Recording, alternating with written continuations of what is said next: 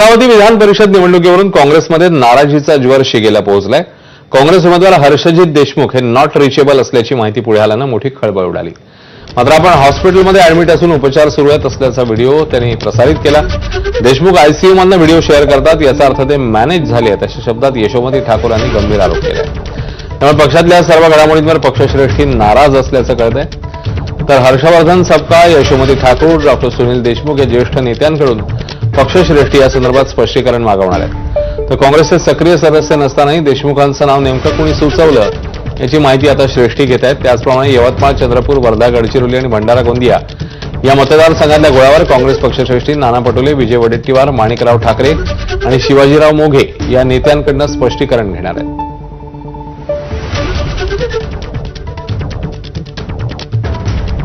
माझी विचारपूस न करता परस्पर अशा प्रकारचे वक्तव्य बिनबुडाचे आरोप करणं म्हणजे कोण मॅनेज झालं? कारण या गोष्टीचा दुसऱ्या समोरच्या पक्षाला नक्कीच फायदा होणार आहे। हा अंतर्गत कलह ते दाखवत आहे, अंतर्गत अशा गोष्टीचे वक्तव्य ते करत आहे, त्याच्यामुळे दुसऱ्या पक्षाचा फायदा घेणारच आहे। म्हणजे इनडायरेक्टली त्यांना त्या दुसऱ्या पक्षाला सपोर्ट करायचा आहे की काय, असं मला जाणवत आहे।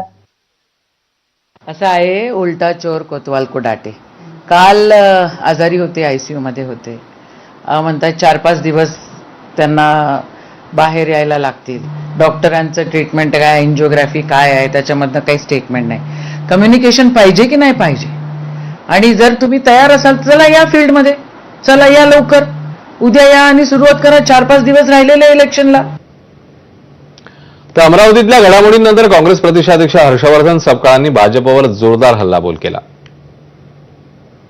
हे सगळं जे आपण बघतोय, ऐकतोय, या मागचं जे कारण आहे पैशाचा प्रचंड मोठा वापर, घोडेबाजार आणलं, दबाव आणलं। फ्री अँड फेअर इलेक्शन झाले पाहिजे, पण निवडणूक आयोगाने सरकारी काही करत नाही।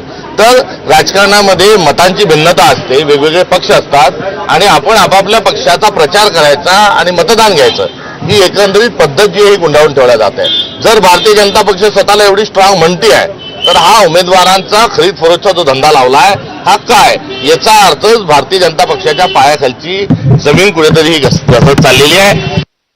जेव्हा आपला या ठिकाणी निवडणुकीचा पराभव ठरला आहे, तेव्हा असे वक्तव्य करतात। आधीच म्हटलं होतं निवडणूक लढू नका, शेवटी मताचं महत्व आहे आणि त्यामुळं आताही अमरावतीमध्ये काही बिघडलं नाही।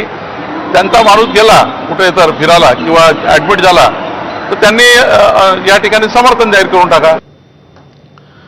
बातमी नागपूरमधून। नागपूर नगर परिषद